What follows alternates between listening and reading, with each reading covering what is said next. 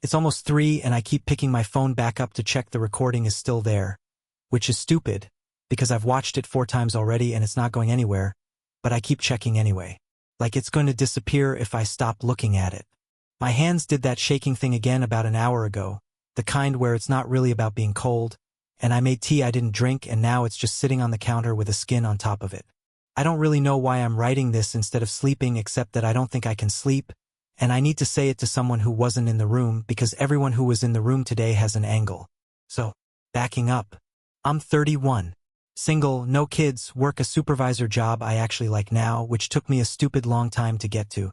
My brother Dan is 29 and has 4 of them, kids, the youngest a couple months old, the oldest is 8 now. He had the first one at 22, and everyone after that came in fast, like they were racing something. His wife doesn't work. Never has, not since I've known her.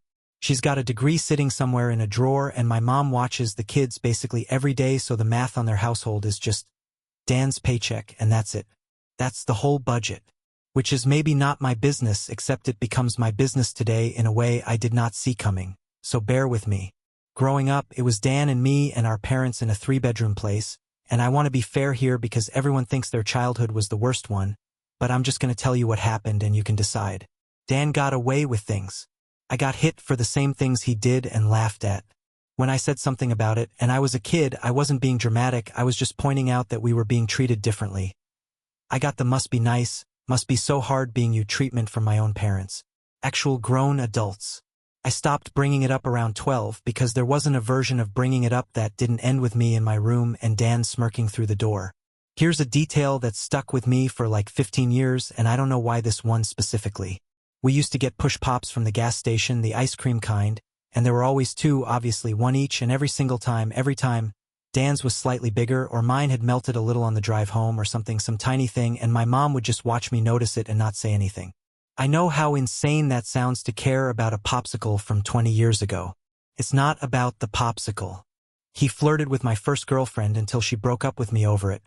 Back when I was 17, and when I told my parents, my dad said, well, she wasn't that into you then, was she? And that was the end of that conversation. I moved out the second I turned 18. Wasn't even done with high school. Slept on a friend's couch for a stretch, then another friend's, then eventually got my own place. My parents didn't come to graduation. I want to say that didn't bother me, but I'm 31 writing this at 3 a.m., so who am I kidding?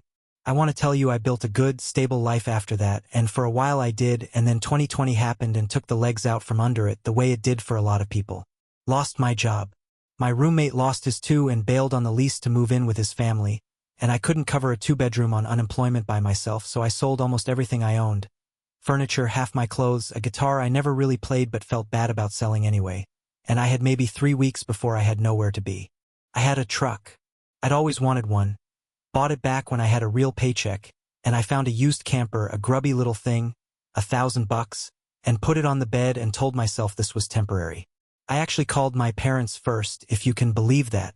Asked if I could park it in their driveway for a bit while I got back on my feet. Dan and his family were already living there, the 3-bedroom, now with them and eventually 4 kids stuffed into it.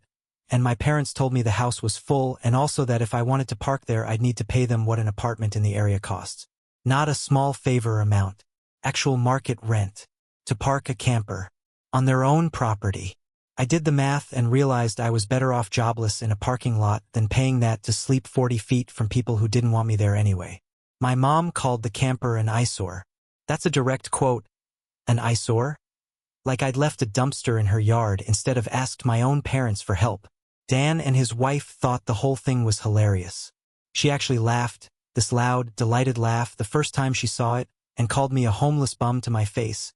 And Dan just kind of grinned along like it was the funniest thing he'd heard all week. First night with nowhere to park. I sat in a store lot with the doors locked, wide awake, positive someone was going to try the handle. Nobody did. I just didn't sleep. That became a pattern for a while. Finding a spot, not sleeping great, moving before anyone official-looking noticed me, finding another spot. I got yelled at once by a guy who claimed to be from an HOA, except I wasn't anywhere near an HOA. There were no houses, and when I asked him what HOA exactly, he got weirdly aggressive about it, like I'd caught him in something. I moved anyway. Wasn't worth the fight. I learned how to run an extension cord into a random outdoor outlet at night to keep my battery charged enough to run the fridge. I know how that sounds. I'm not proud of it. I had a little solar thing for my phone and that was it, no generator because generators are loud and need gas I didn't have money for. I got real good at knowing which gas station bathrooms didn't card you with a look, which gyms had unlocked side doors, that kind of thing. I had a portable DVD player and I must have watched the same 6 movies about 40 times each that year. Eventually, and this took months, actual months of this, I landed a job in the next city over, not retail, something I'd actually trained for. My boss, and I still can't quite believe this part even though I lived it, let me park the camper in the back lot behind the warehouse, an old employee section basically nobody used because it was so far back it was borderline forgotten. He let me hook into the building's power and water. I paid him back by working Sundays for free when it was just me and the janitor and the night guard, who I got so close with over that year that he's genuinely one of my best friends now.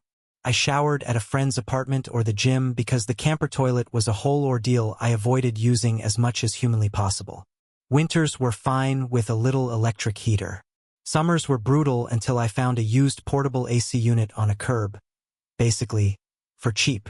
I want to be clear, this was not a fun year. I'm not telling you this like it's a scrappy underdog montage. It was humiliating in a low, grinding way, the kind where you stop telling people the truth about where you live because the look on their face when you say camper is a whole thing you don't have the energy for. But I worked.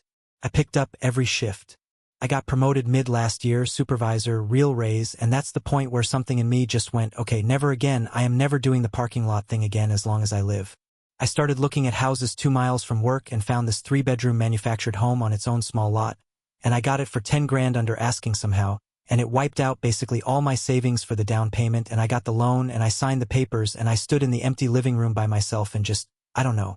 I didn't cry. I wanted to. I just stood there. I moved the truck around back and set the camper up in the yard like its own little building, told myself it was for storage or in case I ever wanted to use it camping, which no, I will never willingly sleep in that thing again, but I couldn't bring myself to get rid of it either. Weird attachment to the thing that nearly broke me. Then, and I'm annoyed at myself for this part, I posted about it. On Facebook. A picture of the front door with the keys in my hand. Some caption I don't even remember writing. I wasn't thinking. I just wanted, I don't know, one moment of my family seeing that I did something. That's the whole confession. That's on me. A few weeks later, my parents and Dan and his whole family show up at my door. Unannounced. No call, no text, nothing. I never gave anyone the address. None of my friends have admitted to giving it out, and no other family member had ever visited me anywhere I'd lived before, so I genuinely do not know how they found it, and I'm not going to pretend that doesn't creep me out a little, that someone followed me home from work or something, because that's the only version I can come up with that makes sense. I open the door and they just pour in. Like tourists. My sister-in-law's got this smirk on her the entire walkthrough, following me room to room with this look like she's already decided something, and I clocked it and didn't clock it, if that makes sense, the way you notice a smell is off before you figure out what it is. My mom's narrating the whole time about how much space I have for someone like me. No wife, no kids, and Dan's pointing out how much bigger my place is than my parents' house, and how much closer it is to his job than his current commute. I want to tell you I saw it coming right then. I didn't, not fully. I registered, "This is weird," and filed it under "They're always weird," and kept giving the tour. Then Dan asks to talk to me privately and everyone else, and this is the part that actually turned my stomach thinking back on it. Everyone else immediately leaves the room without being asked, like it was choreographed, and they all pile onto my front porch together. That's the moment. That's when I knew, before I knew what exactly I knew. Dan tells me the house is too much for one guy alone. Tells me his wife's pregnant again, number 4. Tells me my place is way closer to his job. Tells me I've already got the camper, so I could just live in that in my own backyard while they take the house. My house.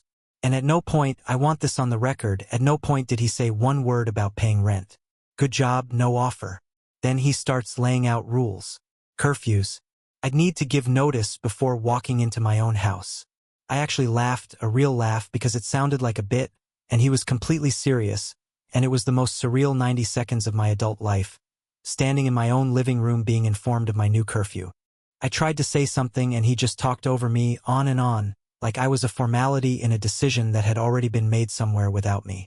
And I thought about every video I'd ever half-watched online about families doing exactly this to someone, And I remember thinking those always felt fake to me, too neat, too obviously villainous. And here it was happening in my actual house with my actual family, and it was somehow both exactly like that and completely different, because these are people whose faces I know better than my own.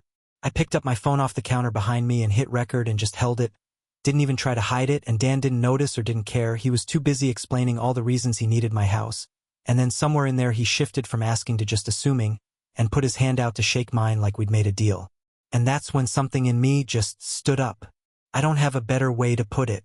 I told him no. Loud. Loud enough that he actually stepped back a step, which almost never happens because I don't raise my voice at him. I never have. That was trained out of me a long time ago by two people who are also currently on my porch. But it came out of me before I'd decided to let it, and it kept coming. I told him the house wasn't up for grabs. I told him buying it wasn't a group project, and I wasn't giving it to him because he kept having kids he couldn't afford with our parents footing half the bill. He got right up in my space, not touching me, just close, and told me I didn't deserve the house, that his family needed it more. I actually laughed in his face at that. Told him I worked 2 years out of a camper to earn this, of course I deserved it. He said he shouldn't have to pay rent because his family comes first, and that our parents already told him this was happening. Like their word carried some legal weight over property I own. Right on cue, like they'd been listening at the door, which they probably had, my parents and my sister-in-law came back in and surrounded me in my own living room trying to pressure me into it together. I heard, "Just do it for Dan," so many times in the next few minutes I actually lost count. I told all of them they don't get a vote in my life or my house, and told them to leave before I called the police. My sister-in-law started screaming about how she's pregnant, how I can't do this to her, and I told her. Flatly, I wasn't even yelling anymore by that point, which somehow felt worse for her than if I had been, that I hadn't done anything to her, that she'd just assumed she could take from me the way she's clearly used to taking, and that I had zero obligation to her or her family. I called her a stuck-up brat who's never had an ounce of respect for me, and said I didn't care how many kids she has. She wasn't living in my house. That's when she lunged at me, or close to it. There was a shove, a scramble, and my phone caught the whole thing, which I only appreciated the value of about 10 seconds later when I held it up and told them all I'd call the cops right now if they weren't gone in the next minute. They left. My mom got the last word in on her way out, told me I had a week to come to my senses. I told her I wouldn't, and to not bother coming back. My sister-in-law was sobbing loudly by the time she hit the driveway, hands over her face, which, I don't feel great about that image if I'm honest, even now, even knowing what she just tried to do to me. My mother was the very last one out the door and told me I'd better do right by Dan and by her, and I told her I wasn't doing anything of the sort, and then I shut the door. And that's it. That's the whole thing. I'm sitting in my own kitchen, in my own house that I bought with my own name on the deed, and it's almost 3 a.m., and I have a recording on my phone of my entire family trying to talk me out of my own front door, and I keep opening it and watching pieces of it like I need to confirm it happened, because some part of me still can't believe people who share my blood stood in my living room and told me, with a straight face, that I hadn't earned the thing I nearly broke myself getting. I don't know if I feel like I won anything. I know I didn't lose the house. That's not nothing. But there's a version of me from 2 years ago, running an extension cord in the dark into some stranger's outlet just to keep his fridge cold, who would have given almost anything to have people show up and want to be near him, and tonight the people who never once drove out to find him in a parking lot showed up the second there was a house worth wanting. I don't know what to do with that yet.